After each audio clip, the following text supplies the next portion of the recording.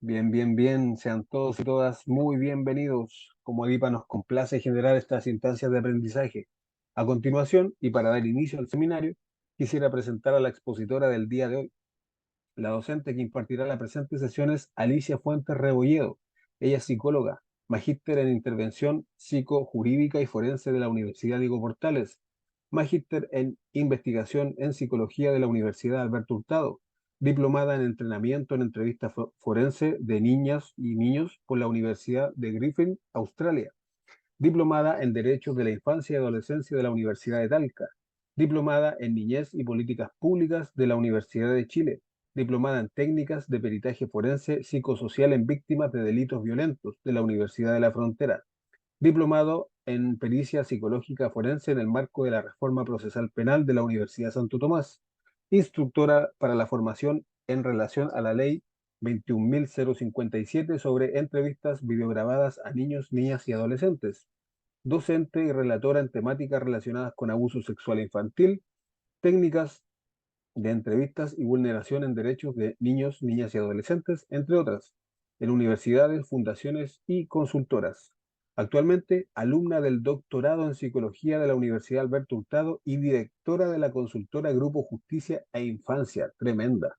Le damos el paso a Alicia, ¿verdad?, para que inicie con su presentación. Súper, muchas gracias Rodrigo. Que me gusta estudiar, por eso suena un poco largo todo eso. Me Eh, gusta, al igual que ustedes que están aquí y les doy la bienvenida a todas y a todos. Un día viernes, partiendo marzo, no sé si a ustedes les pasó, pero como me acordé de ese comercial que decía llegó marzo, así vino como una avalancha de cosas y ustedes aquí igual están esta primera semana de marzo, un día viernes a las 8 de la tarde, de la noche ya, así que los felicito por eso, le doy las gracias también. Espero que sea un espacio entretenido para poder conversar con ustedes. Vamos a hacer, por supuesto, una mirada. Tenemos un rato para poder hablar sobre este tema y después para que también tengan la oportunidad de hacer el sorteo. Ojalá que ahí se ganen, ¿cierto? Algunos de ustedes ese premio. Viene de cerca porque yo soy la persona que coordina el diplomado, pero la verdad es que ha sido súper interesante. Porque además van personas de distintas profesiones, como me imagino que también pasa acá ahora mismo, también veía en el chat personas de diferentes partes de Chile, ¿cierto? Eso también lo hace muy interesante. Yo creo que esa es la gracia que tenemos ahora y también lo que nos, digamos, de alguna forma nos heredó la pandemia, de poder conectarnos así, ¿cierto? Cuando es presencial tiene otros plus, por supuesto, pero aprovechamos también esta posibilidad online de poder compartir experiencias y por lo menos en los dos diplomados, en las dos versiones que se ha hecho, ha sido súper interesante. Los alumnos hacen grupos de WhatsApp, se organizan, si tienen algún caso, hablan entre ellos. La verdad es que ha sido súper, súper interesante el proceso que se ha dado porque han compartido psicólogos, trabajadores sociales, abogados también, personas que trabajan en el mundo de la educación. Así que ha sido muy, muy interesante también ese proceso. Así que los dejo invitados, ojalá, ¿cierto? Eh, se gane alguien la beca, pues bueno, alguien se va a ganar la beca, por supuesto, y otros si quieren también ahí se entusiasman. Viene de cerca la recomendación, pero efectivamente es entretenido el diplomado porque tiene una mirada, como decía Rodrigo, esa palabra me es complicada, un abordaje psicosocio-jurídico. Quisimos que fuera también lo más integral en ese sentido. Bueno, y esto es como un bocadillo, ¿cierto? Es como un canapé de este diplomado, porque yo hago algunas clases ahí y una de las cosas que más me motiva, me apasiona, tiene que ver con la entrevista a niños, niñas y adolescentes, sobre todo en aquellos contextos donde a lo mejor puede ser mucho más complicado en términos emocionales, como por ejemplo cuando un niño va a un tribunal, cuando un niño va a ser entrevistado también, y lo pienso justamente en aquellos programas de representación jurídica que están actualmente en nuestro país, ¿cierto? Que tienen una interacción, por supuesto, cercana, ¿cierto? Con los niños, niñas y adolescentes, programa Mi Abogado, La Niña y la Adolescencia se defiende, también aquellos programas que son parte de la Corporación de Asistencia Judicial, ¿cierto? Que tienen interacción con niños. Entonces, pensándolo desde ahí y considerando todos los elementos que traté de en este seminario, poner por lo menos algunos puntos o focos específicos, ¿ya? Después, cuando tengamos más tiempo, por supuesto, en otros cursos y sobre todo en el diplomado, vamos a poder profundizar mucho más en esto, pero traté de condensar Lo que yo creo que puede ser más, digamos, interesante y también aportativo respecto de esta pregunta, que espero que podamos contestar o por lo menos dejar lo más completa posible. ¿Cómo entrevistar a un niño o niña adolescente que se encuentra en un proceso judicial? ¿Ya? Y eso sea en sede judicial directamente, y aquí me voy a centrar en familia, ¿ya? ¿Por qué? Porque en el ámbito penal hay una ley, ¿cierto?, que está desde hace algunos años en nuestro país, la ley 21.057, que generó diferentes normativas y protocolos específicos para todo lo que pasa con los niños en el ámbito penal. Entonces, ahí ya está todo, digamos, procedimentado, está todo ya señalado cómo hacer. Pero yo creo que en el ámbito de familia, y no solamente en sede judicial, digamos, en el tribunal, sino también en lo que pasa en las entrevistas en dupla psicosocial, ¿cierto? En los programas, cuando se hace una pericia, en el diagnóstico clínico que se hace ahora, en los programas de representación judicial. O sea, hay diferentes momentos e instancias en las cuales un niño puede estar enfrentado, ¿cierto?, a este contexto de entrevista, ¿cierto? Y una entrevista que está relacionada con una causa judicial donde se va a tomar una decisión que va a repercutir en su vida. Entonces, desde ahí, ¿cierto? Es importante saber cómo aproximarnos también para que este niño pueda participar, pero sabiendo que no es una situación fácil, cotidiana, ¿cierto? No es una situación habitual para un niño participar en un contexto así.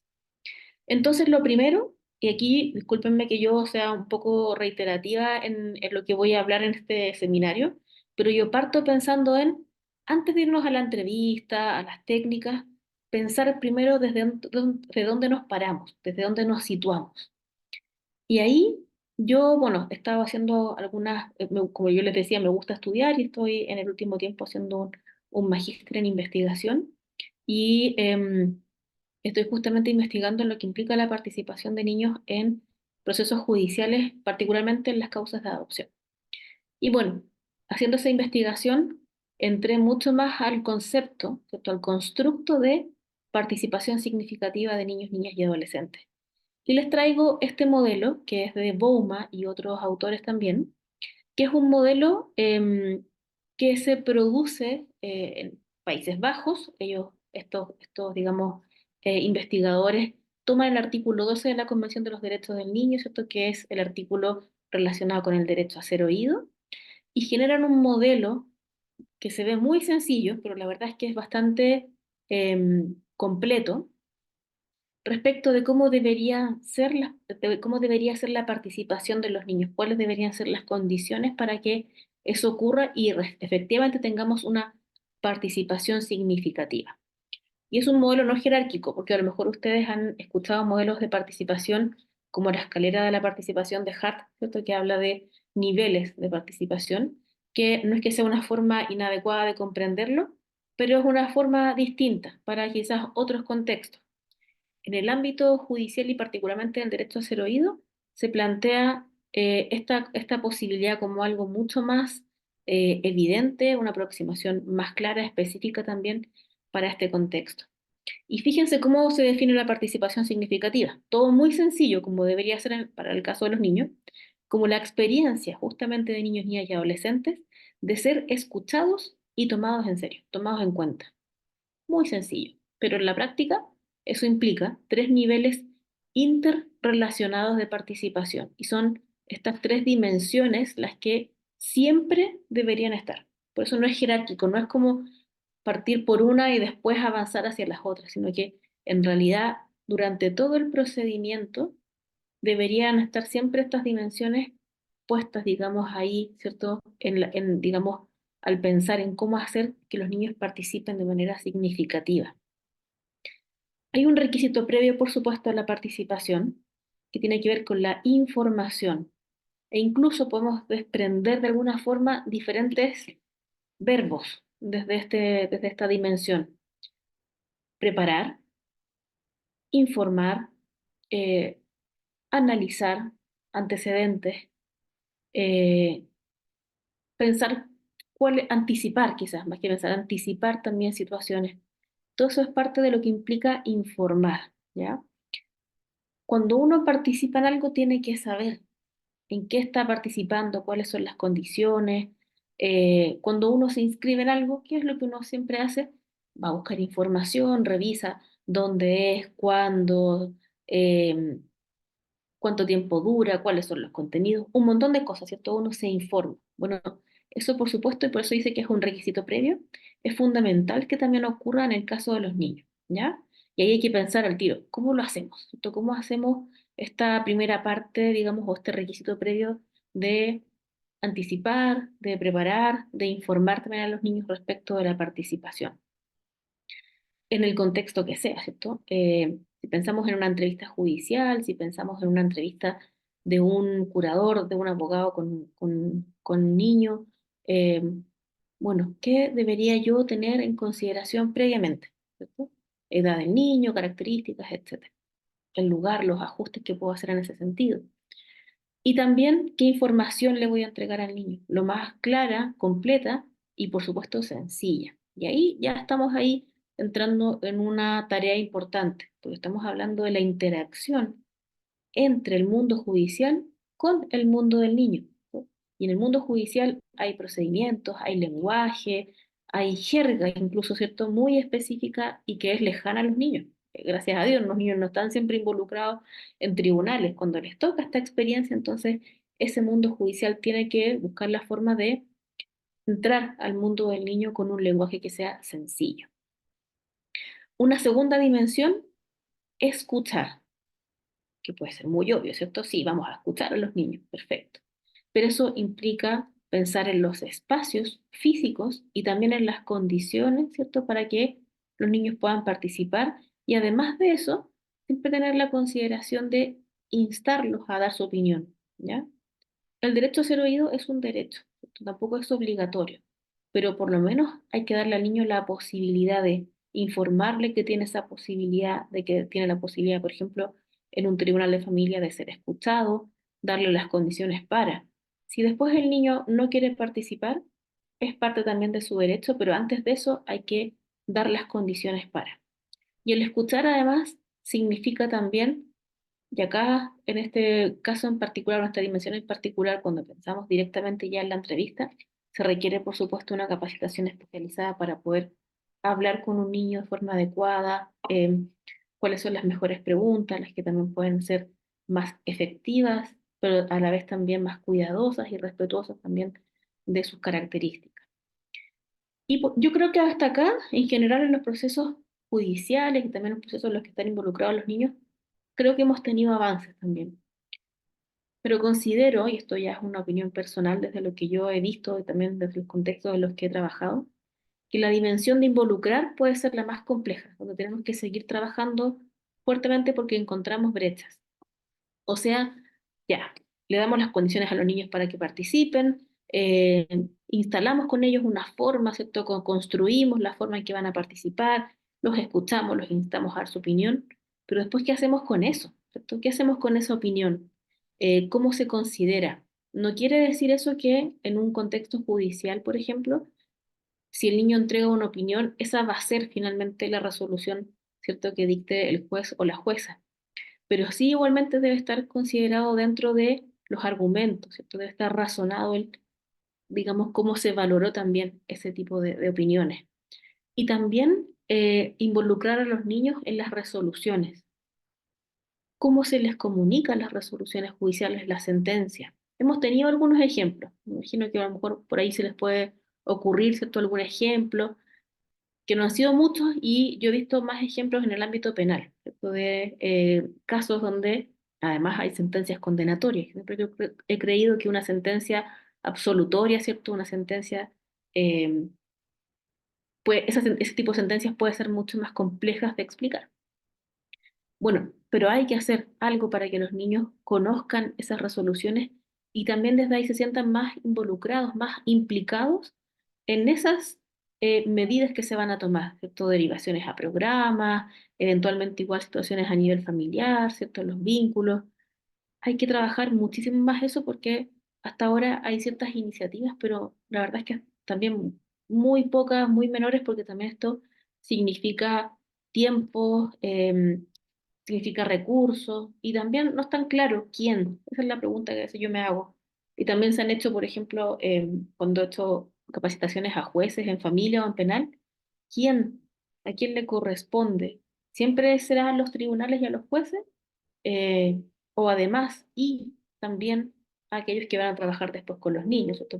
Porque además no siempre una sentencia, porque se explique el lenguaje claro y sencillo, es como la última, digamos, el último momento relacionado con el proceso judicial. También muchas veces hay que trabajar lo que significa para el niño y lo que va a significar en su vida futuro esa resolución. Entonces, en síntesis, para partir respecto de la entrevista, vamos a pensar siempre que deberíamos tener estas tres dimensiones. Y me gusta este modelo porque es sencillo, ¿cierto? Es bien completo igualmente, aunque parezca sencillo, pero uno se lo puede memorizar fácilmente, ¿cierto? Informar, escuchar, involucrar. Y esas dimensiones deberían estar siempre presentes en la participación de un niño en el contexto que sea, y por supuesto mucho más aún en el ámbito judicial. Bueno, otro aspecto más junto con el constructo de participación significativa es este otro enfoque o modelo que es el informado en trauma en los espacios judiciales. Yo junto con algunos colegas, unos colegas junto a mí, para hacerlo al revés, hemos estado trabajando en algunos materiales relacionados con justamente el trauma complejo y su implicancia en el trabajo de los tribunales y particularmente en tribunales de familia, ¿cierto? La verdad es que hay una mayor conciencia relacionada con el trauma infantil, particularmente con lo que implica el trauma complejo que deriva de la violencia interpersonal, de esos vínculos eh, cercanos del niño. ¿Y cómo llevar esto, ¿cierto?, a este espacio judicial? Bueno, diferentes estrategias. Fundamental lo que ustedes están haciendo hoy día y que ojalá también eso fuera extensivo, digamos, a todo el espacio judicial, que es la sensibilización y la formación. Entender lo que significa el trauma, comprender sus alcances, cómo eso opera en el mundo psicológico, en el desarrollo de un niño, en su corporalidad, etcétera, ¿cierto? Desde ahí, desde esa formación es mucho más factible poder hacer otros cambios más que también implica este enfoque, perdón, informado en trauma. También el enfoque informado en trauma, incorporarlo significa hacer una serie de ajustes del espacio judicial, pensar en todos aquellos momentos, lugares, ¿cierto?, por los cuales el niño va a transitar, las personas con las cuales va a interactuar, y que todas esas personas y todos esos espacios deberían estar condicionados y pensados para niños que han vivido situaciones de trauma. Y pensemos ahí, bajándolo, digamos, en lo concreto, las medidas de protección, ¿cierto? Las medidas de protección en tribunales de familia están, ¿cierto?, relacionadas con posibles vulneraciones de derechos. Tenemos que pensar, más allá si tenemos un diagnóstico específico de trauma, que eventualmente ese niño que va a participar del proceso, que va a ir al tribunal, ¿cierto?, que va a estar, ojalá en una sala especial como la sala Gesell, o, ¿cierto?, en la sala del tribunal hablando con el juez en la audiencia reservada, eh, pensar que ha podido vivir y experimentar situaciones complejas en su infancia, las experiencias adversas que también llamamos, y desde ahí entonces pensar en esos ajustes. ¿Cómo lo vamos a recibir? ¿Quién le va a hablar? ¿Cómo le va a hablar? Si el niño quiere ir al baño, ¿cuáles son los lugares por los que va a transitar? Resguardos respecto de la sala, etcétera. La colaboración interdisciplinaria. Es evidente, ¿cierto?, que en el mundo judicial, que es propio de los abogados, tenemos que trabajar también las personas del ámbito psicosocial, ¿cierto? Absolutamente para poder trabajar en conjunto y en equipo. Y ahí es muy bueno lo que pasa también en esta, yo lo pongo como diada, yo sé que no, quizás no es una relación totalmente horizontal, pero el trabajo que hacen jueces, juezas con consejería técnica, ¿cierto? Y todo aquello que pueda implicar algún tipo de colaboración interdisciplinaria, también por supuesto que ayuda en ese sentido. Cortito para que pasemos ya a la entrevista, algunos otros elementos respecto a este enfoque.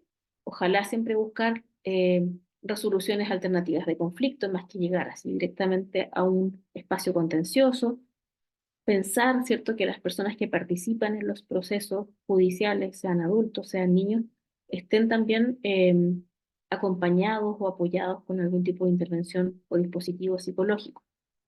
Las entrevistas especializadas, que es lo que vamos a ver o revisar por lo menos inicialmente hoy día, la protección de la seguridad, ¿cierto? También el enfoque informado en trauma significa entregarle a una persona, estamos hablando ahora de niños, pero en realidad en los tribunales también van personas adultas que eh, han experimentado situaciones de trauma y que llevan el trauma todavía, ¿cierto? En sus vidas. Seguridad en ese sentido, ¿cierto? Sentir que van a un lugar donde van a estar protegidas, donde todo está bien pensado para que puedan participar en una situación que puede ser igualmente eh, difícil, ¿cierto? A nivel emocional, que, bueno, hay problemas en los tribunales que se deben resolver, pero que no implique otra experiencia más victimizante o traumatizante, ese contacto con el mundo judicial. Desde ahí, por supuesto, adaptación de procedimientos legales y algo que debería estar siempre, no ocurre en todos los casos, por supuesto, que es la evaluación continua y la mejora. O sea, implementar este tipo de medidas también significa evaluar si lo estamos haciendo bien, si estas medidas están siendo efectivas o hay que incorporar otras o hacer cambios, etc. Yo los dejo ahí pinchados, a lo mejor lo pueden revisar ustedes mucho más. Este enfoque informado en trauma también se le llama el cuidado informado en trauma, también lo pueden encontrar como atención informada en trauma. Hay mucho material actualmente. En Chile no se está recién conociendo, se está trabajando. Yo por lo menos desde lo que he trabajado hasta ahora no conozco instituciones que tengan todo un procedimiento desde este enfoque, ¿ya? Sí algunas iniciativas específicas, algunas cosas en particular, pero yo creo que podemos ir avanzando mucho más hacia la instalación de un enfoque así. Bueno, ya voy a entrar a la entrevista. Quería primero tener estos dos primeros paraguas. Por una parte, la participación significativa y por otra, el enfoque informado en trauma. Y ahora ya voy a entrar más de lleno en la entrevista y voy a partir por el lugar. ¿Dónde hacemos la entrevista? Bueno, la observación general número 12 del Comité de los Derechos del Niño plantea esta frase que es muy decidora. No se puede escuchar eficazmente a un niño cuando el entorno sea intimidatorio, hostil, insensible o inadecuado para su edad.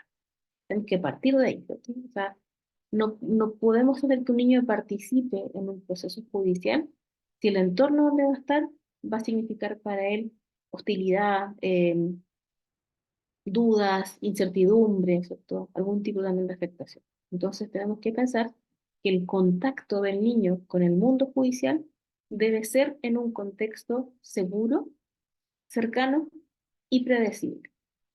Ese es la verdad, es el ideal respecto del contacto o la interacción del niño con el mundo judicial. Y algunas cosas como quizás más concretas. Ese lugar debería ser un lugar libre de sonidos y ruidos externos. Y volvemos al enfoque informado en trauma. Los niños que han experimentado traumas y que se ha configurado en ellos un trauma complejo, ¿cierto? A propósito de situaciones que vienen desde sus vínculos más cercanos, el mundo en general es un detonante de estímulos que pueden llevarlos a la respuesta relacionada con el trauma, ¿sí? Un sonido, puedo estar en una sala, por ejemplo, de entrevista con un niño y suena mi celular, no lo dejé en silencio y suena. Y es un sonido, por supuesto, que a mí me alerta, me sobresalta, pero yo sé que es eso. Para un niño que está digamos, donde hay trauma complejo en ese caso, puede ser que el niño se exalte mucho más, ¿ya? Lo mismo que, no sé, si escucha ruido afuera de la sala, todo personas que van caminando, voces, etcétera. Entonces yo les traigo acá, bueno, el ejemplo de lo que pasa en los tribunales de familia que tienen sala GESEL, que son la mayoría. Yo trabajé hace un par de años atrás en el proyecto de sala GESEL en el Poder Judicial y aunque bueno, no es que esté incorporado el enfoque informado en trauma, de alguna forma sí algunas cosas estaban ya incorporadas en ese proyecto. Por ejemplo, respecto de dónde instalar la sala. En los tribunales donde ya, digamos, había un edificio listo y era un edificio que, digamos, se pensaba para muchos años, era un poco complicado porque había que instalar una sala que no es chica, porque en realidad son dos salas. Como ustedes ven aquí, una sala donde ocurre la entrevista, que es donde están los sillones verdes, y otra sala de observación. Entonces se requiere más o menos un espacio no menor, ¿cierto? Para poder instalar esta sala. Entonces ahí hubo algunas complejidades, salas que quedaron muy lejos, salas que quizás están en un piso distinto de las salas de audiencia, que también, por supuesto, hace que el uso sea un poco más complicado. Pero también con la lógica de que no sea un lugar donde sea, por ejemplo, un pasillo muy concurrido o donde circulen otros usuarios del tribunal. De hecho, la sala Gesell tiene una puerta de inicio donde hay un pequeño pasillo después y luego están las dos puertas de la sala de observación y de la sala de entrevista. Entonces, además, tiene un pequeño pasillo que ya lo separa esto del pasillo que está en el tribunal. Y eso es un buen ejemplo y las puertas también fueron hechas para que fueran aislantes del sonido. Bueno, un montón de cosas así, y eso lo podemos extrapolar a donde estemos. Yo estoy en el box con un niño atendiéndolo, estoy en la sala donde estoy entrevistando a mi representado, no sé, donde sea, digamos, tengo que pensar en esto, que sea un lugar libre de sonidos y ruidos externos, para que también podamos tener esto de la predictibilidad y la seguridad. También sin elementos distractivos. A veces las salas de niños tendemos a ponerle muchas cosas. Desde ahí también evitamos juguetes, dispositivos tecnológicos o algunas cosas que le sirvan al niño para que él esté un poco más tranquilo, ¿ya? Pero no una sala, digamos, súper estimulada porque si queremos una entrevista donde vamos a conversar con un niño, em, poner muchos estímulos también lo va a distraer, va a hacer que haga otras cosas. Entonces, como también pensar muy bien qué elementos van a estar dentro de la sala. Evitar interrupciones. Si yo entro a una entrevista con un niño, nadie puede ir a buscarme porque necesita una firma, me puede llamar por teléfono si es que hay un teléfono dentro de la sala, entonces este tipo de cosas evitarlas, citófonos, teléfonos, etcétera. Mobiliario y decoración neutra, también lo ideal es que pensemos que si vamos a entrevistar niños, los niños son un colectivo muy amplio. Cuando hablamos de niños, niñas y adolescentes, hablamos de niños más pequeños, de niños más grandes, de adolescentes. Entonces, pensar en toda esa diversidad que ya viene desde el enfoque evolutivo, ¿cierto? Desde las diferentes edades. Entonces, también pensar muebles para niños más chicos, sillones, sofás para niños más grandes, para los adolescentes que en muchos casos son como bien grandes, entonces también pensar bien el lugar donde vamos a recibir al niño. Y bueno, volviendo desde el enfoque informado en trauma, ¿cierto? Una entrevista, un encuadre de entrevista en el contexto judicial también tiene que pensarse eh, respecto del contexto, del entorno. Entonces, la sala Gesell tiene ciertas cosas. Entonces, si ustedes las conocen, a lo mejor han trabajado en sala Gesell, también están en los tribunales y también están en otras partes, tienen un espejo. En algunos casos el espejo, bueno, por lo menos en los tribunales yo conocí varios, espejos a veces eran más pequeños, otros eran gigantes, daban ganas de tenerlos en la casa porque eran como muy amplios y uno se podía ver muy bien porque efectivamente hacia la sala de entrevista es un espejo, hacia la sala de observación funciona como una ventana, ¿cierto? Los que están al otro lado pueden ver lo que pasa en la sala. Pero eso para un niño hay que pensarlo y hay que también anticiparlo. ¿Qué pasa con los niños muy pequeños? En muchos casos es un elemento distractivo. Estábamos hablando que eso no puede estar en una entrevista. Hay niños que se paran, miran el espejo, están permanentemente haciendo algo para mirarse en el espejo, o se acercan porque tienen curiosidad de quiénes están al otro lado. Entonces también todo eso hay que incorporarlo y transparentarlo también dentro del encuadre y pensar si entonces es una buena posibilidad que esté tan presente el espejo, ¿ya? Porque también la otra opción es la mayoría de los tribunales tiene cortina, una cortina justo arriba una cortina roller, justo arriba del espejo, entonces se puede también bajar, ¿no? Para niños más distráctiles y también para aquellos donde uno puede anticipar, o si no lo anticipó, lo puede observar directamente en la entrevista, que se sienten no distraídos, sino que los perturba este espejo, ¿ya? Con esta sensación de estar siendo mirados, observados, ¿ya? Cuando la cortina se baja, las personas que están en la sala de observación tienen pantallas para ver lo que pasa al otro lado, hay micrófonos, así que en realidad no hay mayor complejidad en ese sentido, ¿ya? Y siempre contar quiénes son las personas que están en la otra sala. A veces cuando hay niños muy pequeños y uno piensa que pueden ser curiosos o se van a distraer con esa información, los podemos llevar incluso antes, ¿cierto? Antes de empezar la entrevista, contarles quiénes están ahí, ¿cierto? Que saluden, que vean y que después pasamos a la sala de entrevista, pero ya sabiendo el niño quiénes están al otro lado. Otra cosa importante, a lo mejor para ustedes también puede ser una obviedad, pero en el contexto específico de todo un tribunal de familia, no es tan obvio, que es que sea una la persona que esté hablando con el niño, ¿ya? Y una la persona que esté en presencia del niño. Yo sé que a veces pasa que entra, no sé, curador, juez, consejero, ¿ya? He visto también entrevistas así. Y una persona habla con el niño y los otros están observando, pero es como tres contra uno, o sea, son tres adultos, ¿cierto? A lo mejor el niño no los conoce a todos, ¿cierto? Es su primer encuentro, quizás con el curador no, o quizás sí, no lo sé. Em, pero puede ser también para él una situación más ansiógena. Entonces, una persona es la que va a estar a cargo de la entrevista y lo que siempre se sugiere, más que desde un rol específico, como siempre es el juez, siempre es el consejero, es la persona que tenga más capacitación y formación en esto. Además de eso, tenemos que tener en consideración, y esto también lo podemos extrapolar a otros contextos de entrevista, es que va a haber una figura adulta que acompañe al niño. Entonces es muy probable que eso ocurra. Y también es relevante que dentro del encuadre de la entrevista le digamos al niño dónde está esa persona. ¿Cierto? Tu mamá está en una sala de espera en este mismo piso o en este mismo edificio, te va a estar esperando, pero si tú en algún momento necesitas verla, necesitas que te acompañe al baño, tú me lo puedes decir y entonces vamos a llamarla para que te pueda ayudar. Siempre eso en consideración porque es una figura importante para el niño. De hecho, en algunos casos, siempre hay que pensar esto de manera flexible.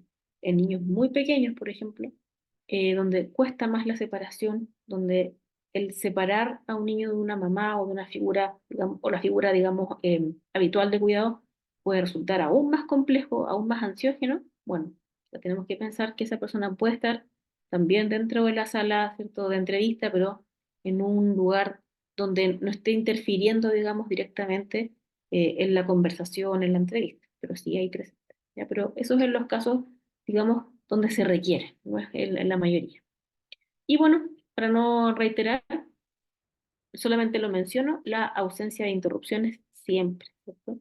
Y si lo pensamos aún más en trauma, eh, con mayor razón, ¿cierto? Tiene que ser efectivamente un contexto donde uno le dice al niño, vamos a estar aquí conversando los dos, no va a venir nadie, no va a venir, nadie va a venir a la puerta así como, no sé, estoy buscando algo y abro esta puerta, eso no va a pasar, no van a sonar ruidos, no va a pasar nada de eso. Entonces yo al niño le entrego y le anticipo un contexto que puede predecir. Entonces no puede pasar que después eso no sea así, ¿ya? Entonces, también cuidar mucho ese espacio de la entrevista. Bueno, les traigo ahora, porque también me pareció interesante poder hablarlo con ustedes en esta presentación, algo que también se ha ido estudiando e investigando, les dejo ahí la referencia, eh, no solamente respecto de la técnica, porque después yo les voy a dar cuenta de una técnica en particular de preguntas para hacerle a un niño, sino también aquello que tiene que ver con el entrevistador, con la figura del entrevistador y particularmente con su actitud. Entonces, ha estado investigando también respecto de comentarios que hacen a veces los entrevistadores durante el espacio de conversación.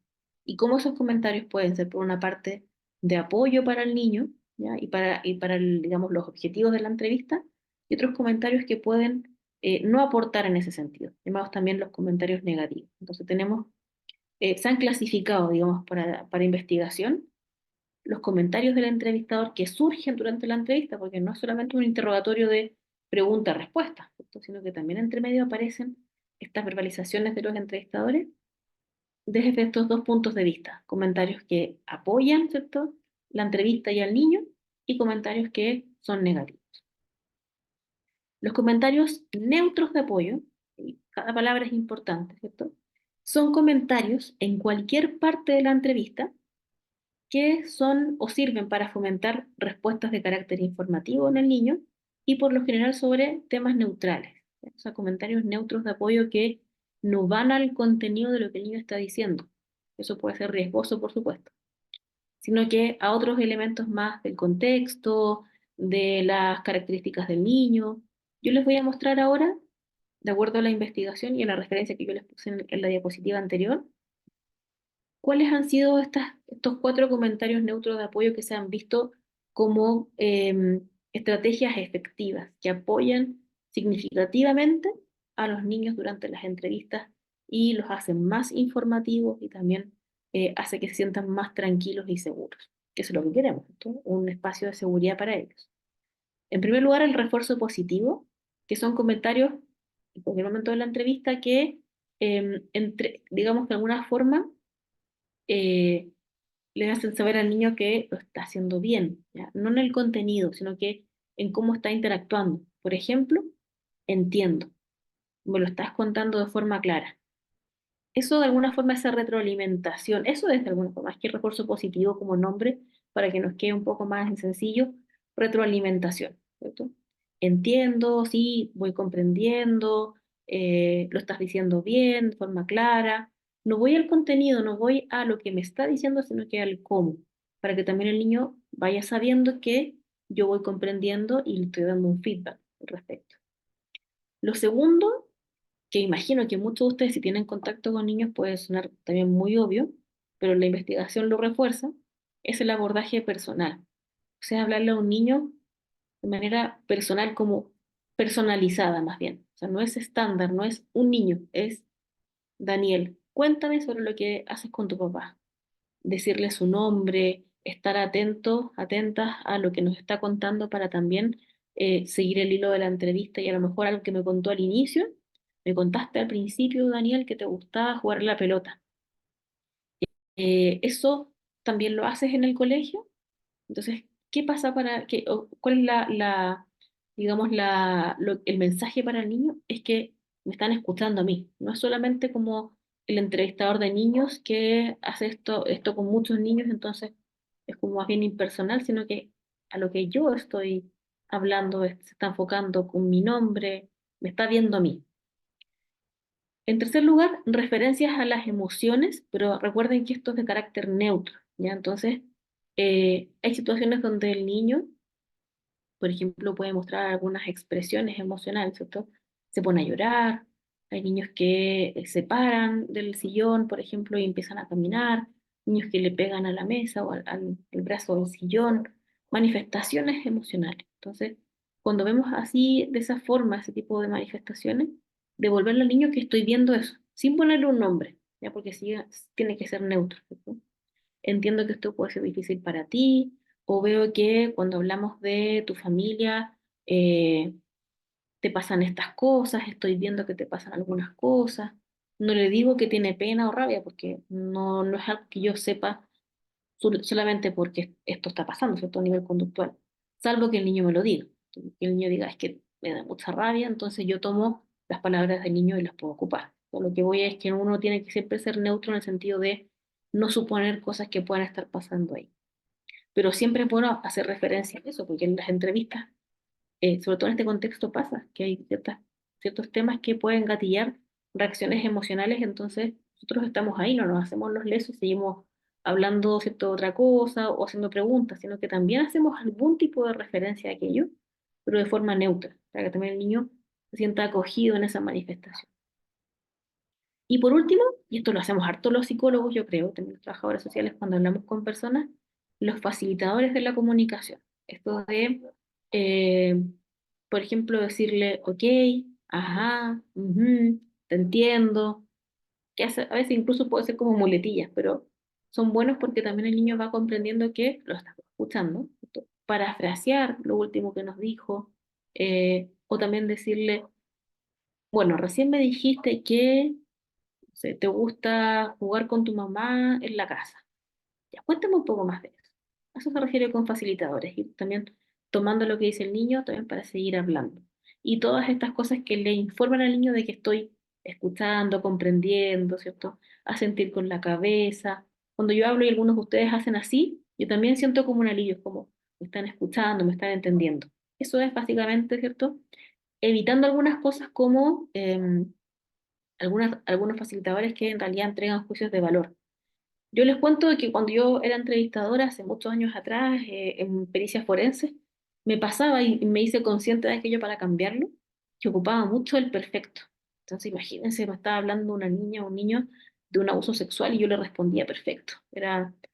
Era como disonante, ¿cierto? Pero no era porque yo le estuviera diciendo que eso estaba bien, sino que en realidad era porque estaba entendiendo. Entonces me hice consciente de aquello para buscar otro tipo de facilitador. Le decía, ajá, ok, sí, te entiendo. Me ocupaba mucho el te entiendo, porque también además es un feedback. Y entonces reemplacé ese que podía sonar también un poco raro en ese contexto. Y bueno, en el otro lado de la balanza tenemos los comentarios negativos, ¿cierto? Aquellos que puedan de alguna forma presionar al niño, cuestionarlo, criticarlo también. Tenemos también, acá se han documentado en la investigación cuatro tipos de comentarios negativos que no aportan a la entrevista, como impugnar la información que entrega el niño, o sea, no validar esta información haciendo referencia a fuentes externas, ¿cierto? O a contradicciones respecto a lo que cuenta el niño con algo que contó antes o algo que contó otra persona. Ejemplo, ah, ya tú me dices esto, pero a mí me contó la mamá que no te gustaba ir a esa casa. Entonces, yo le expongo al niño esa información, ¿cierto? Le estoy de alguna forma cuestionando lo que me dice. O decirle, pero antes me dijiste que preferías estar con la abuelita, ¿no? Entonces, incluso dentro de la misma entrevista. Por supuesto que las personas, también los niños, tenemos a veces contradicciones, inconsistencias.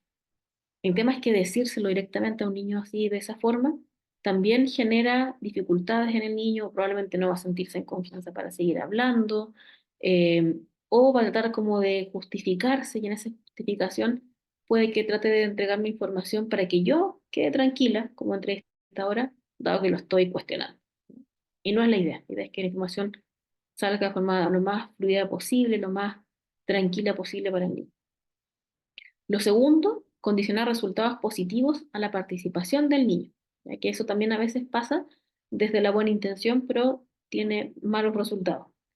Por ejemplo, que el entrevistador haga referencia a resultados positivos que se producirían si los niños colaboran, ¿cierto? Cooperan. Si tú me cuentas lo que te estoy preguntando, yo voy a poder ayudarte. La verdad es que no es así. Yo voy a ayudar al niño como pueda, ¿cierto? La idea es que si estamos pensando en un niño que participa en una causa judicial, siempre va a estar puesto el interés superior del niño, sea que me entregue información o no. No puedo condicionar aquello a que me esté contando algo. Entonces, aunque ustedes no lo crean, todos estos comentarios han surgido de entrevistas judiciales o entrevistas de investigación también, donde aparecen a veces estos comentarios. Otra posibilidad, advertencia de resultados negativos ante la falta de cooperación del niño. Por ejemplo, que el entrevistador anticipa, advierte resultados negativos frente a la falta de respuesta en una pregunta o cuando el niño es muy escueto. Entonces, le decimos, es que nosotros no podemos ayudar a los niños que no hablan. Muy parecido a lo de antes, ¿cierto? También nuevamente, pero acá se condiciona mucho más directamente un resultado negativo. Tengo un ejemplo de hace muchos años atrás, en un contexto de audiencia reservada, una magistrada con un niño. Esto siempre no es desde la mala intención, ¿ya? Pero sí desde una mala técnica, por decirlo de alguna forma. Le dijo a un niño que si no contaba, si no hablaba de las cosas que pasaban en su casa, le podían pasar cosas como eh, un caso de una niña Ámbar, pero no es la niña de Valparaíso que, digamos, que era adolescente, sino que era una más pequeñita, que fue en su momento un caso muy bullado. Entonces, por supuesto que para un niño eso puede ser como muy impresionante también, ¿cierto? Como, si no hablo, ¿me puede pasar eso? Entonces, eso no puede estar dentro de las entrevistas. Por mucho que, claro, uno quisiera tener esa información, porque qué mejor que el niño pueda contar aquello que está viviendo quizás en su casa, pero no puedo hacer ese tipo de presiones también. Y por último, criticar la conducta del niño, por ejemplo, hacer referencias negativas a alguna conducta o actitud del niño, pero estás mirando para otro lado, quédate quieto, o si hablas tan bajito no te puedo escuchar, pero de alguna forma es como cuestionar la conducta del niño, ¿ya? Por supuesto, cualquier persona que se ve cuestionada tiende a cerrarse mucho más. Entonces también evitar, ¿cierto? Activamente este tipo de comentarios que a veces pueden surgir. Si un niño está hablando muy bajito, yo le puedo decir, mira, me gustaría escucharte mejor, entonces habla un poquito más fuerte para no tener que preguntártelo de nuevo. Suena distinto a decir, es que si hablas así no te escucho nada. Es distinta la forma también. Bueno, ya con esto voy entrando ya a la última parte de la presentación porque estoy llegando cerca de las 9. La idea es también dar el espacio a las preguntas de ustedes o los comentarios también. Bueno, como decíamos antes, las entrevistas a los niños de justicia de familia, bueno, hablamos de medidas de protección, pero en realidad pueden ser por diversas materias. Ojalá a los niños se les pueda escuchar en todas aquellas materias en las cuales están involucrados, no solo en medidas de protección, también en relación directa y regular, por supuesto en adopción, en cuidado personal, BIF, etcétera, ¿cierto? Y en esas entrevistas, por lo general, cuando hablamos sobre todo de sede judicial, estamos hablando de que no son medios de prueba, son el espacio para que el niño ejerza su derecho a ser oído. Entonces, las entrevistas, más que buscar hechos o un hecho en particular, más allá de que se puedan hablar también en las entrevistas, se busca una mirada del niño, ¿cierto? Respecto de sus vínculos, de su vida familiar, dinámicas relacionales, del problema también que lleva a la familia al tribunal, etcétera. Entonces, desde ahí es muy probable que a los niños se les pregunten rutinas, sus experiencias más cotidianas, sus vínculos significativos, ¿cierto? Etcétera. Y bueno, yo les comentaba que en el ámbito por lo menos específico de justicia de familia, yo hace varios años atrás también hice una formación específica también en esto, y nos planteaban algunas diferencias respecto de quizás algo que ustedes pueden también encontrar mucho más fácilmente, que son las preguntas o la técnica de preguntas de la entrevista investigativa o las entrevistas forenses, ¿cierto? Preguntas abiertas, directivas, cerradas, alternativas, etcétera. Pero acá, como no estamos, digamos, o el objetivo central no es obtener información de un hecho o de hechos en particular, sino que caracterizar, ¿cierto? Las relaciones del niño, su vida familiar, su vida cotidiana, ¿cierto? Levantar desde ahí su opinión sobre esto, es que se plantean como estas dos posibilidades o estos dos tipos de preguntas, ¿ya? En este contexto en particular. Por una parte, las preguntas genéricas, y como dice el nombre, apuntan a situaciones cotidianas, generales, repetitivas, ¿ya? Y estas son buenas preguntas para comenzar en una entrevista cuando estamos ya eh, entrando un poco más en materia respecto de levantar opinión del niño sobre algunas situaciones en su familia. Entonces, preguntarle, por ejemplo, ¿qué haces con tu papá cuando lo ves? Estamos viendo, no sé, relación directa y regular, algún tipo de cambio en esa relación y ve a su papá cada 15 días. Bueno, ¿qué haces con tu papá cuando lo ves? O sea, no le pregunto al niño algo específico, sino que lo que me va a responder probablemente sea lo que más se repite de las cosas que hace cuando ve al papá, ¿no? O qué pasa los fines de semana en tu casa. Entonces me va a hablar ahí de rutina, ¿cierto? De seguramente cuando están presentes todas o la mayoría de las personas de su familia, que puede ser distinto a lo que pasa durante la semana. ¿Qué pasa cuando tienes un problema? También. ¿Qué pasa cuando te sacas un rojo en el colegio? ¿Qué pasa cuando tienes una tarea y necesitas ayuda? Entonces son cosas amplias, generales, no algo específico. Y es bueno que estas preguntas aparezcan en la entrevista, ¿cierto? Que se hagan varias porque facilitan al niño que pueda contar sobre estas situaciones más comunes y habituales en su vida. Y luego sí yo puedo hacer, digamos, una especificación con preguntas sobre eventos específicos, no con el objetivo de tener un medio de prueba respecto de un hecho, sino para poder ampliar más información. Pero estas son preguntas que tengo que elegir bien, ¿cierto? Porque son más focalizadas y porque además estoy pidiendo algún tipo de, digamos, referencia temporoespacial. Entonces, yo le puedo preguntar a un niño antes, ¿cierto? En las preguntas genéricas, ¿qué haces con tu papá cuando lo ves? Y me va a contestar, ¿cierto? Lo más habitual. Y luego, más adelante en la entrevista, ¿cierto? Cuando ya el niño está más tranquilo y también me ha entregado más información, vuelvo a eso, pero le pregunto, cuéntame lo que pasó o lo que hiciste con tu papá la última vez que lo viste. Entonces sí, le estoy pidiendo algo más específico. No que me cuente hechos para probar algo en particular, sino para saber qué habrá pasado en esa circunstancia específica. Algo distinto me puede caracterizar mucho más también esa interacción o ese vínculo. ¿Ya? Entonces son buenas preguntas para obtener información un poco más específica, ¿cierto? Más de la memoria autobiográfica del niño, ¿cierto? Que también nos puede servir para complementar la información más genérica. Entonces, Es una buena técnica en términos de preguntas comenzar y hacer varias preguntas genéricas de diferentes ámbitos de la vida del niño, sus rutinas, de sus relaciones significativas, etcétera, y luego de algunas situaciones en particular, ¿cierto? De mayor interés, donde yo quiero conocer más la opinión también del niño, entonces hago estas preguntas más de eventos específicos, ¿ya? Acá otros ejemplos, para ya ir cerrando. ¿Qué pasa los días sábado en tu casa? Preguntas genéricas sobre rutina. Preguntas genéricas sobre relaciones. Cuéntame cómo es la relación con tu mamá. Cuéntame cómo te llevas con la mamá. Háblame de tu mamá. ¿Cómo es ella? Esas son preguntas genéricas sobre relaciones. Y luego ya preguntas específicas, por ejemplo, cuéntame lo que hiciste con tu familia el sábado pasado o con las personas con las que vives.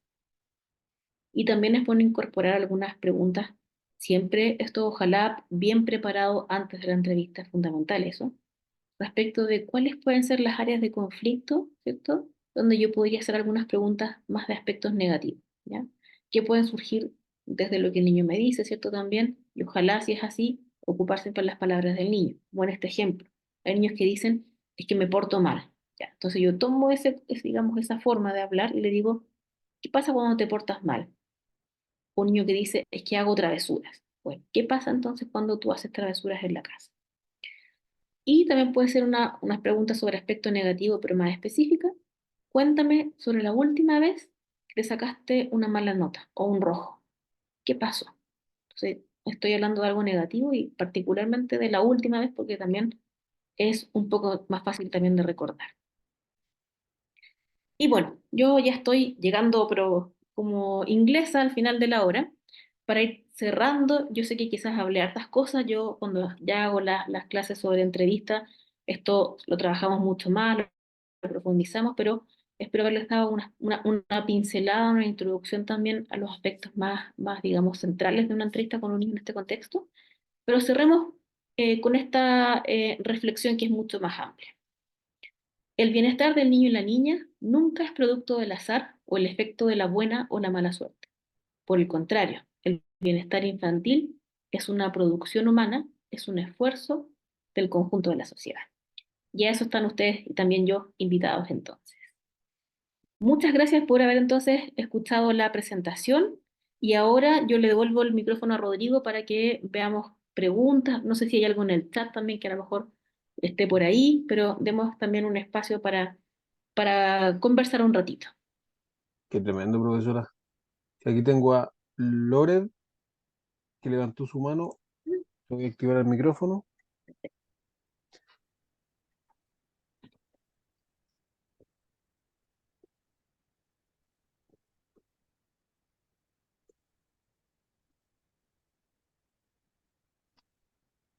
Loren, ¿estás por ahí?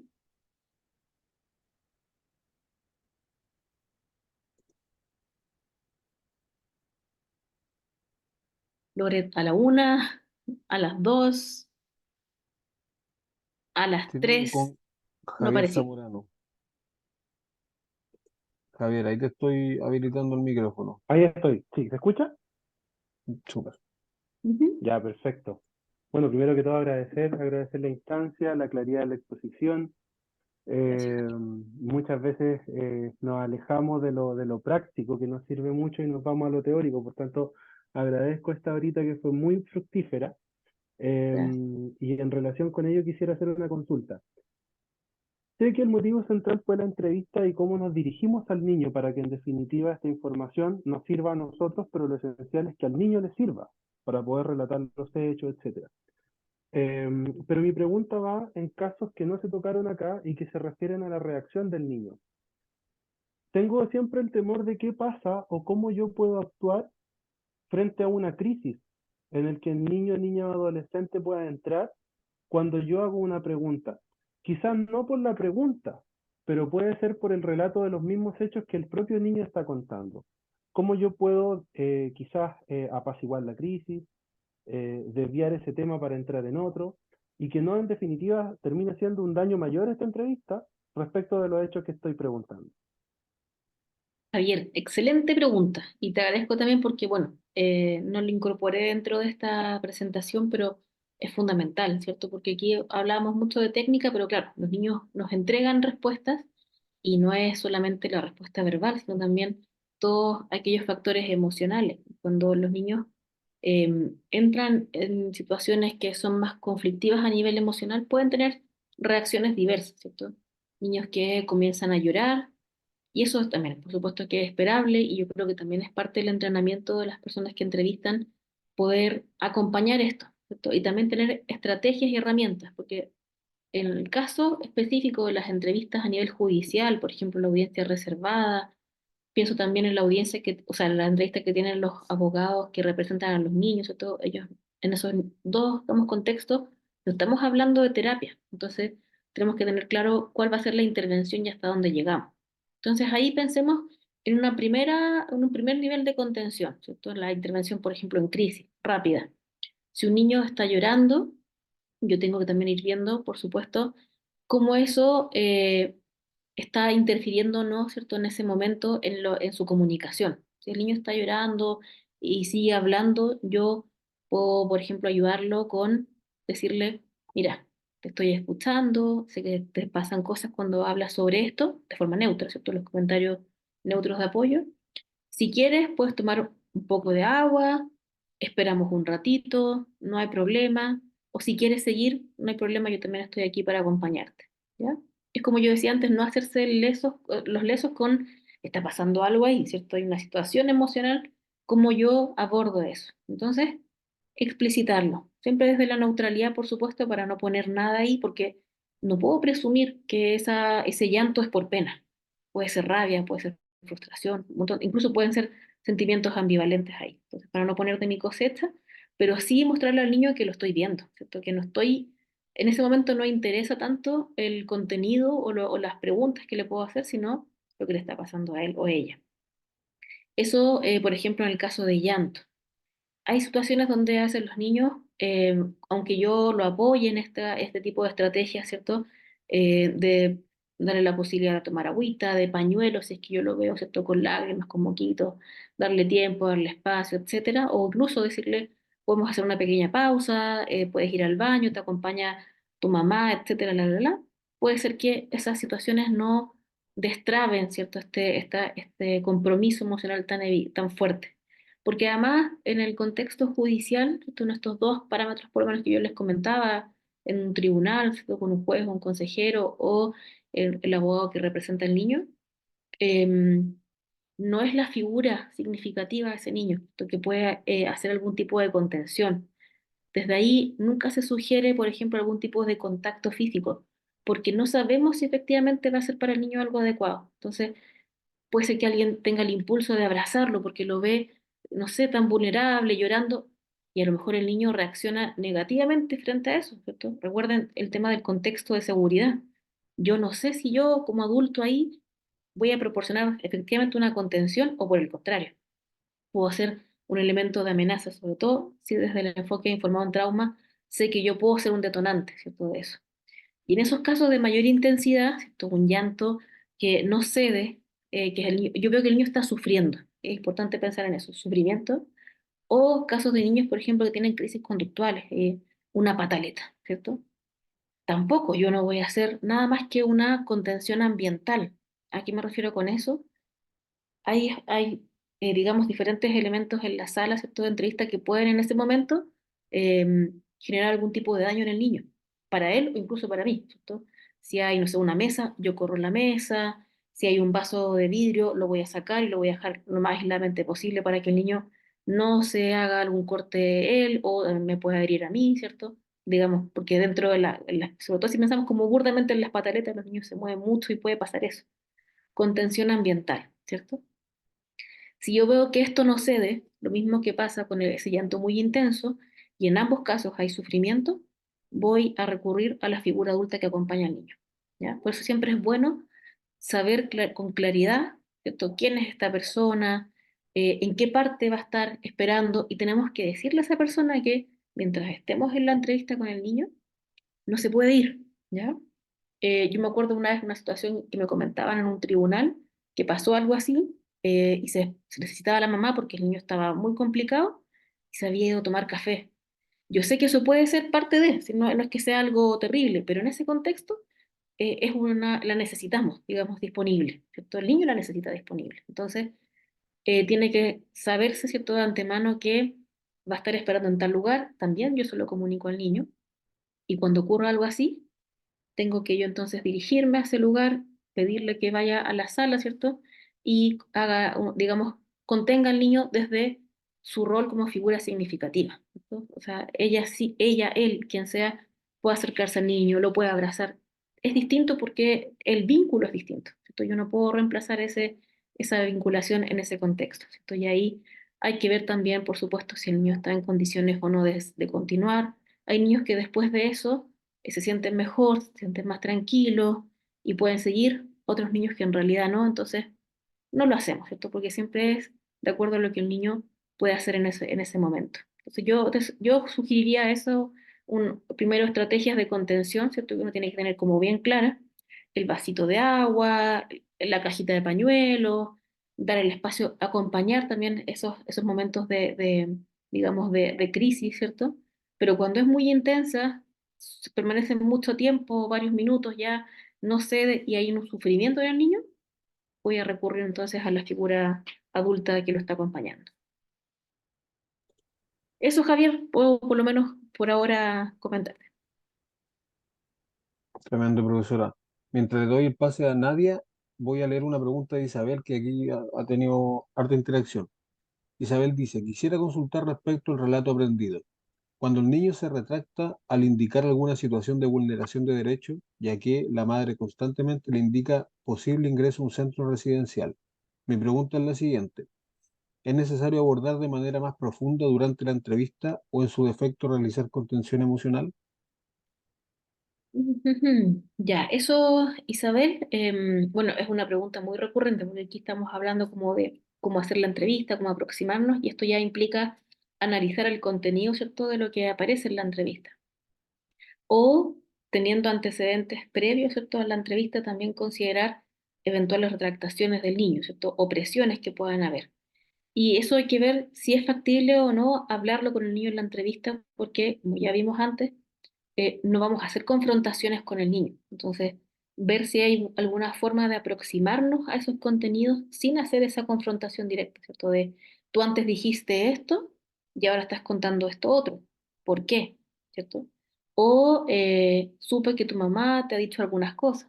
Eso es muy directo, ¿cierto? Y en general no es lo adecuado, ¿cierto? No es lo que uno recomienda porque también las respuestas que uno va a encontrar en el niño son también muy defensivas, por supuesto, a cualquiera, ¿cierto? Que es confrontado, trata de defenderse, de argumentar, y no siempre sus argumentos tienen que ver efectivamente con lo que está pasando, sino que con sentirse como cuestionados, y más aún si pensamos que es en un contexto judicial, donde hay formalidad, hay autoridad, etcétera.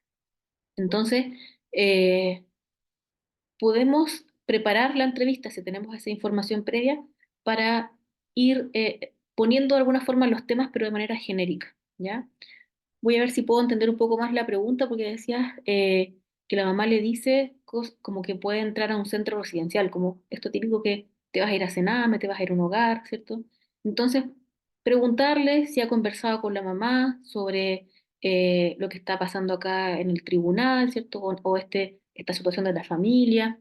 Esa es una forma, de alguna manera, más general, más que entrar digamos, directamente a confirmar o a contrarrestar algún tipo de información previa, ¿ya? Pero si tengo digamos, esos antecedentes, con mucho cuidado voy a preparar también eventualmente algunas preguntas que puedan ser así, pero siempre desde lo más genérico, lo más amplio, para no, digamos, directamente decírselo así, porque además, nuevamente, si lo pensamos en términos de justicia de familia, queremos conocer la opinión del niño, no queremos que él sea un medio de prueba, ¿cierto? Para que él pueda explicar si está recibiendo presiones o no. Buscaremos ahí otras alternativas, otras formas de llegar a esa información, ¿ya?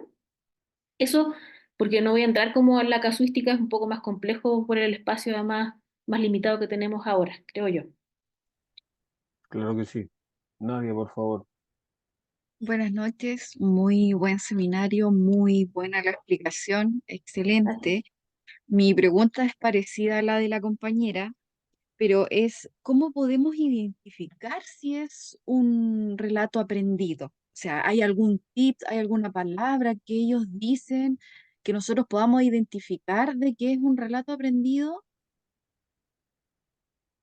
Aquí yo soy súper sincera, yo fui muchos años perito del CABAS en la PDI. Entonces, esta era una pregunta muy recurrente en el ámbito penal, ¿cierto? Esto de que haya contaminación externa y sobre todo el tema de la sugestionabilidad. Entonces, lo que tú me preguntas, Nadia, y que claro, efectivamente va un poco relacionado con la pregunta de Isabel, con mucho ojo, ¿ya? Porque en los niños efectivamente está, al igual que en los adultos, la posibilidad de la sugestión. Todos somos sugestionables, esa es una idea fuerza importante. Pero hay ciertos periodos del desarrollo, particularmente en los niños preescolares, sobre todo hasta los 3 4 años, donde hay más tendencia a la sugestionabilidad y así efectivamente lo muestran las investigaciones en ese ámbito. Entonces yo pondría mucho ojo en los niños muy pequeñitos, ¿cierto? Esto no es para que sea como una receta, siempre con mucho ojo porque no quiero que quede así como siempre va a ser así, ¿cierto? Tenemos que ir a indagar mucho más. Pero señales de alerta podría ser por una parte el vocabulario que ocupa el niño, ¿cierto? Palabras que no son propias, ¿cierto?, de un niño en edad preescolar, y cuando eso pasa, hacer preguntas para poder entender mejor a qué se refiere con eso, ¿ya? Relatos que además son muy estructurados, en el sentido de que el niño siempre me contesta lo mismo, ¿ya? O no sale de como de esas 2 o 3 frases, porque además si es un niño más pequeño va a ser escueto, ¿cierto? Entonces yo trato de profundizar y me cuesta entonces llegar a más detalles, a más antecedentes, a que se amplíe la información. También es un indicador de alerta, pero no es directamente decir, ah, esto es un relato aprendido, ¿ya? Es un indicador de alerta para decir por qué el niño estará siendo tan escueto, tan estructurado en su relato y no me entrega más información y no amplía. Una posibilidad es que efectivamente haya una contaminación externa, un relato más bien inducido y el niño repite eso y no puede hablar más porque no, digamos, quizás no tiene la capacidad para poder ampliar, ¿cierto? Para poder seguir, digamos, sustentando ese relato. Pero también puede ser que haya un tema motivacional y el niño no me hable más porque le cuesta, porque no quiere contar más. O sea, lo que voy con esto son indicadores, ¿cierto? Vocabulario del mundo adulto, relatos muy escuetos, relatos muy estructurados que nos amplían. Yo creo que son 3 indicadores que podemos pensarlos así como señales de alerta, señales de alerta en los cuales hay que seguir investigando, seguir indagando mucho más en profundidad. Tremendo. Laura, te voy a activar el micrófono.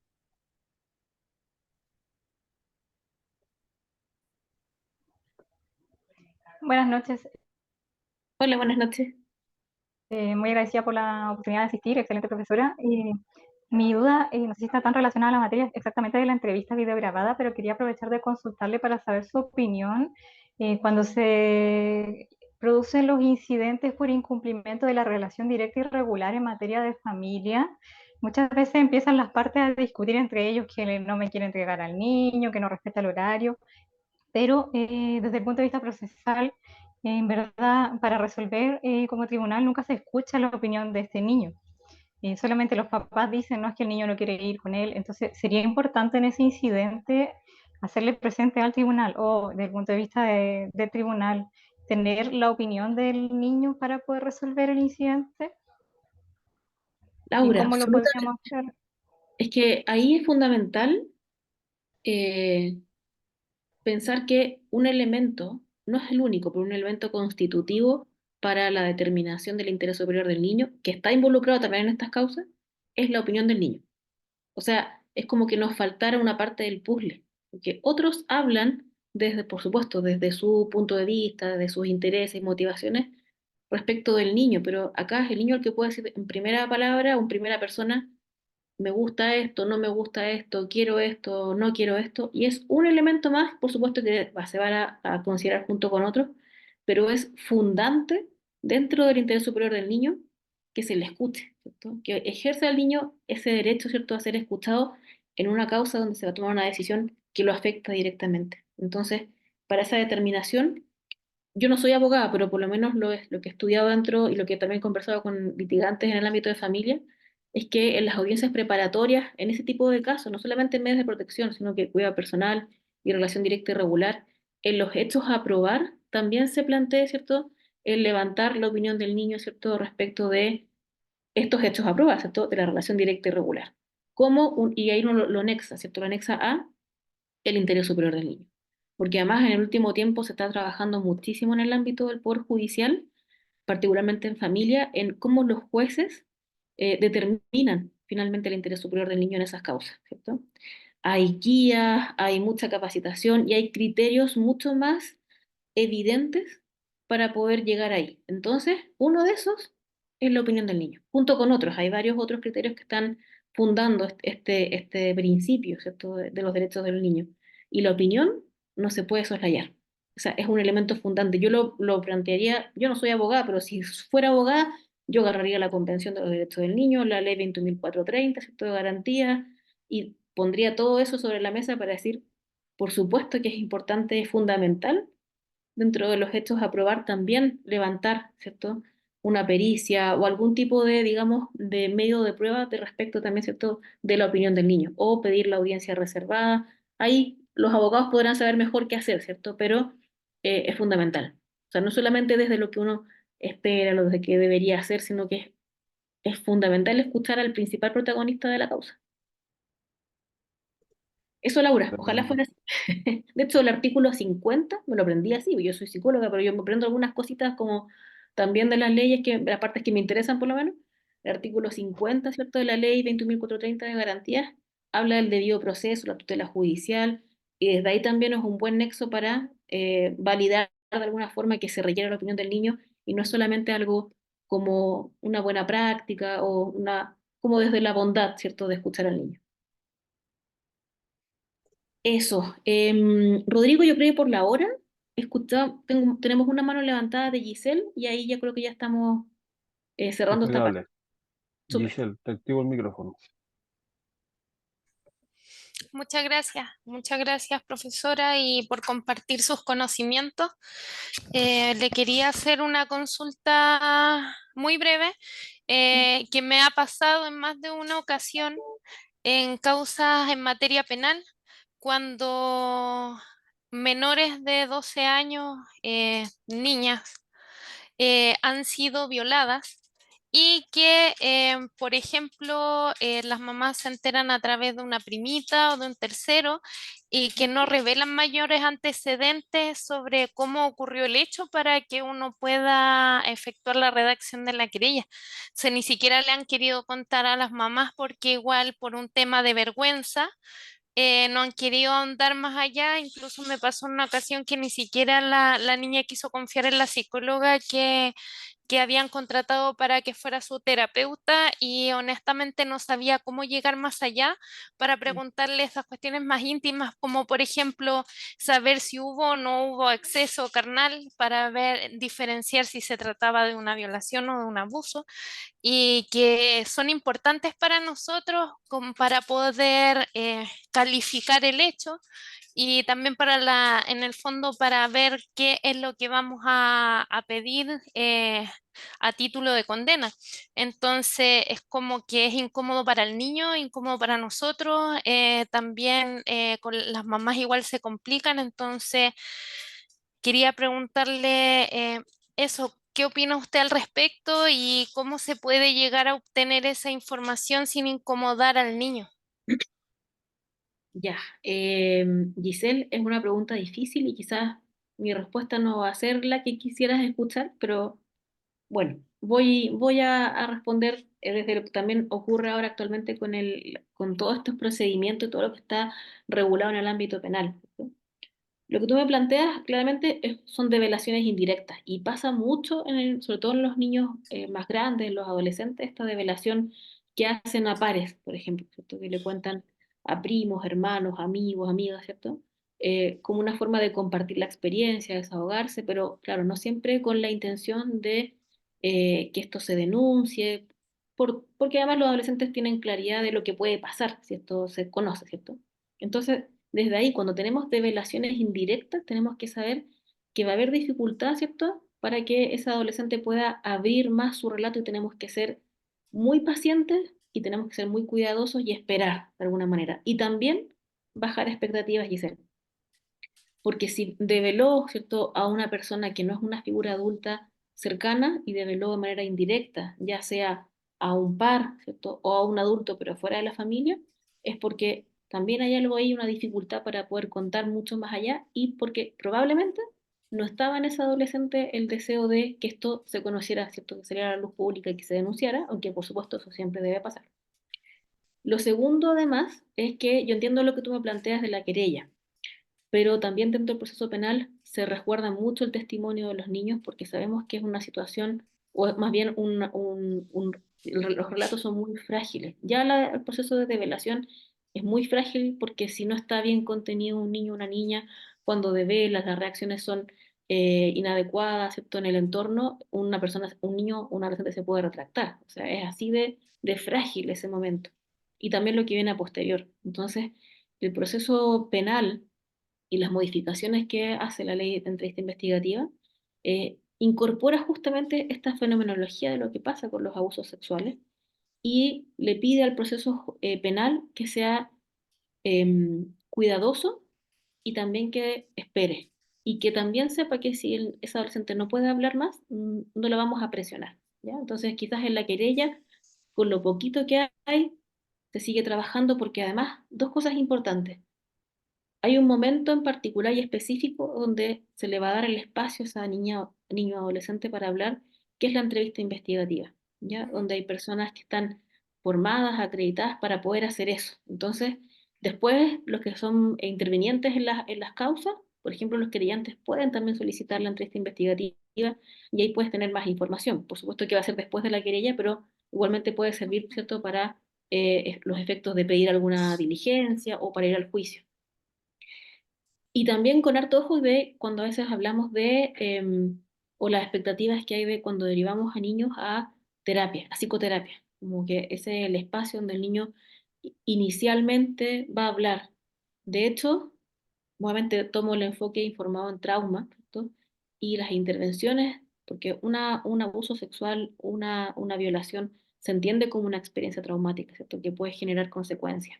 Entonces, ni siquiera debería ser lo primero que una niña o un niño hable en la terapia.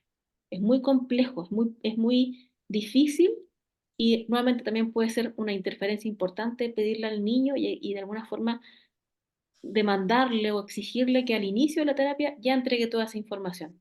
Hay otros pasos previos, de hecho las terapias que están relacionadas con trauma van por fases y la narrativa traumática va mucho más desde la mitad hacia el final de una terapia. Primero tenemos que lograr otras cosas con el niño para que él se sienta más seguro, en un contexto adecuado, se empodere, ¿cierto? Algunas cosas que son cambios cotidianos. Bueno, no voy a entrar ahí en profundidad porque tiene que ver con la traumaterapia, ¿cierto? Pero no es lo primero. Entonces, yo entiendo que a veces decimos, uy, la llevamos a psicólogo, psicóloga, a ver si también habla algo ahí, pero no debería ser lo esperable, ¿ya? Eso está bien y es buenísimo que haya un acompañamiento y seguramente, ¿cierto? Si es una terapia enfocada desde el trauma, va a ser un súper buen soporte para esa niña. Y eso puede, por ejemplo, propiciar que esa niña vaya ampliando su develación, porque también es otro elemento importante, las develaciones son progresivas en muchos casos. O sea, los niños a veces cuentan una cosa al principio, pero puede ser esperable que luego vayan ampliando más información, porque a veces cuentan algo que pueden contar. Hay más cosas que les han pasado y a lo mejor no las pueden contar al inicio porque nuevamente la develación es un momento extremadamente frágil. De hecho, la develación durante la infancia y la adolescencia es casi una excepción. Por lo general se devela cuando los niños son ya mucho más grandes, jóvenes o adultos, ¿ya? Entonces, Giselle, yo sé que a lo mejor no es la súper respuesta que esperabas, pero sí de alguna forma tomando un poco aspectos del trauma y también de los nuevos procedimientos en lo penal, de esperar, de ir con cuidado, ¿cierto? Y buscar ahí las instancias específicas para levantar los testimonios de niños. Gracias, profesora. A ti, gracias por la pregunta. Ya, Tremendo, Rodrigo, te profesor. devuelvo el mando. Yo sé que ahora viene el sorteo, pero antes de eso quería aprovechar de despedirme de todo, ¿cierto? De darle las gracias tuvimos casi hora y media. Nuevamente, admiración por ustedes por estar un día viernes. Yo soy la que vengo a dar la clase, así que yo puse la fecha, así que yo ahí asumo, pero casi 400 personas que estemos acá un viernes en la noche, bueno, Tremendo. se les agradece. Así que también espero que después de la charla, autocuidado, sea socialización, sea ir a acostarse a ver una serie. Ojalá, ¿ya? Eso y también ojalá ver algunos después ya en el diplomado. Esto fue un aperitivo primero, una cosa introductoria para que conozcan algunas de las cosas que vamos también a conversar y hablar durante el diplomado. Eso, Rodrigo, quería aprovechar de despedirme antes de que hagan el sorteo.